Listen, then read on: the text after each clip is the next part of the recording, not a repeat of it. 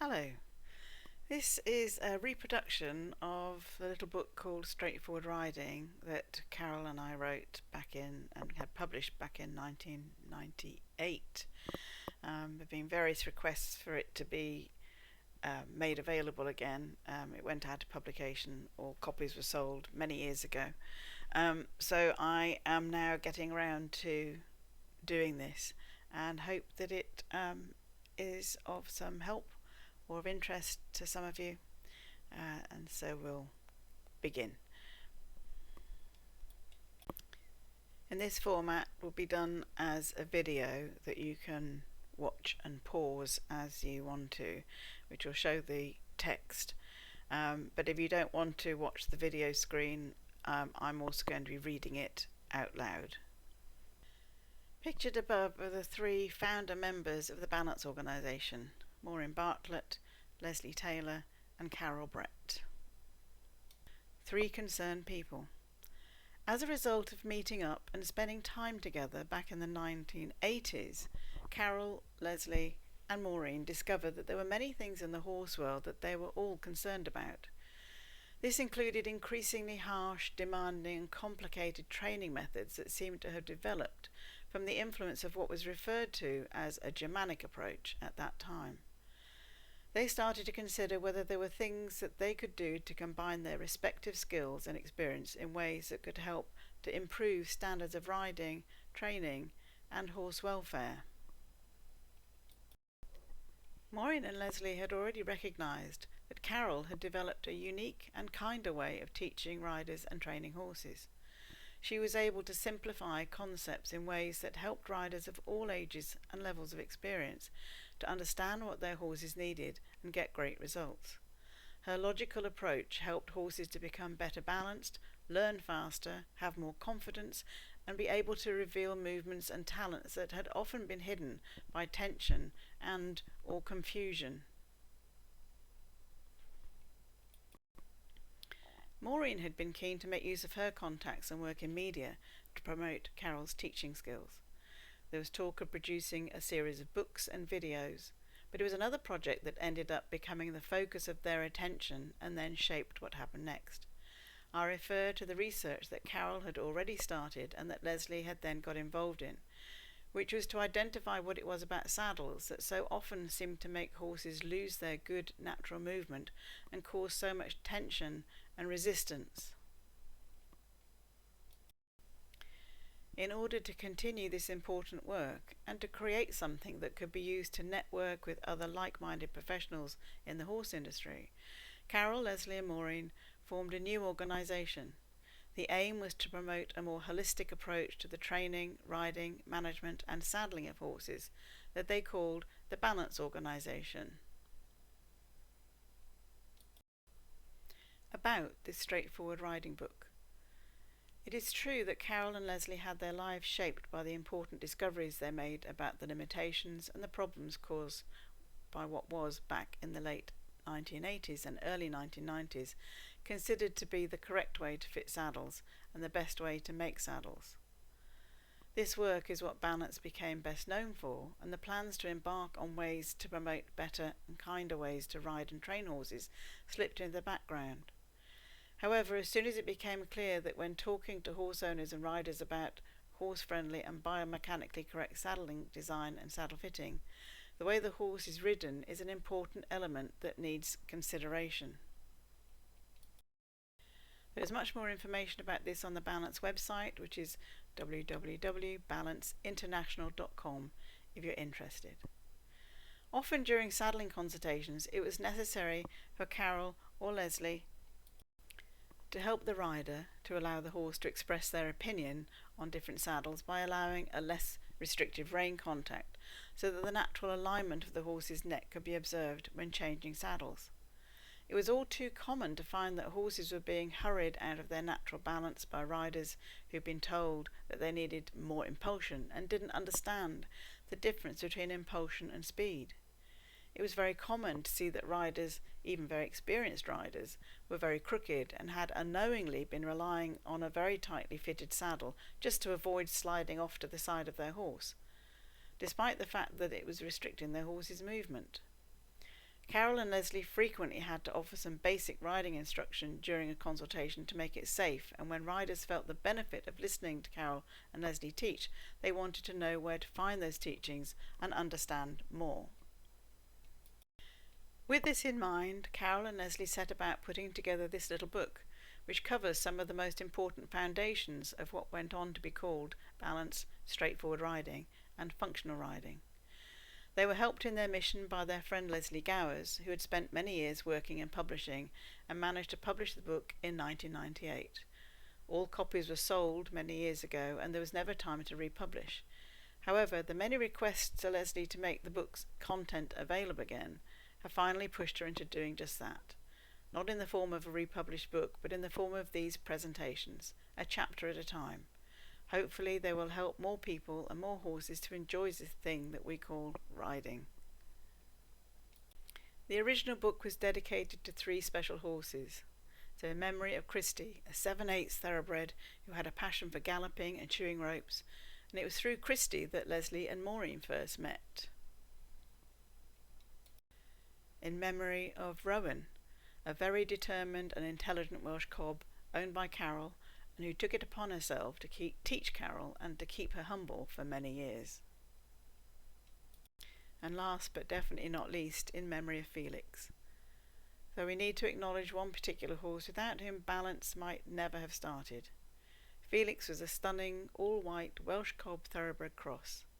Through various twists of fate, Carol ended up owning Felix, and he played a key role in the way balance came into existence by bringing Carol, Lesley and Maureen together. We've called this little book Straightforward Riding. We're going to keep the message simple because simple is what the horse understands. We're going to be talking about the basics because the basics is all there is. Humans love to make things complicated to make themselves look clever. Horses are not impressed by this nonsense, and their lives can be made much harder than it need be, and too often training methods are based on dominance over the horse rather than cooperation. Whatever you do with your horse, it is a combination of walk, trot, canter and gallop, turning left, turning right and stopping. Show jumping and cross-country jumping are no different, save for the jumps in between. If you add up the number of seconds the horse is actually in the air over a fence, it's very little in comparison to the amount of time he's doing basic flat work, cantering, galloping, turning, lengthening and shortening his stride. If the flat work is not good, the jumping will be a reflection of that. So straightforward riding applies to all of us. It's the core of correct, efficient, therapeutic, non-confrontational, emotionally rewarding riding. Go to any dressage competition and take a good look at what's going on. Ask yourself how many people are smiling and having a pleasant time.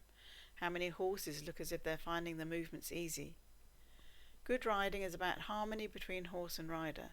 It's based on a relationship founded on mutual respect and trust. We've all heard these statements, but how often do we see it in reality? It's very interesting to take a non-horsey person to a dressage competition and ask for their reactions to what they see. They will often notice things about a horse looking unhappy or that is limping to go unnoticed by those who consider themselves to be educated about horses. Why is this? Because they're seeing things through innocent eyes.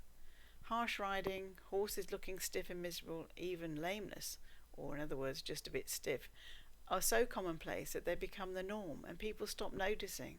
Rather like the regular viewing of news programs featuring violence can cause us to stop being shocked by atrocities. We all need to look through more innocent eyes at what we're doing with our horses and ask if it is appropriate. Certainly it is time that some training methods, riding techniques and teaching theories are questioned.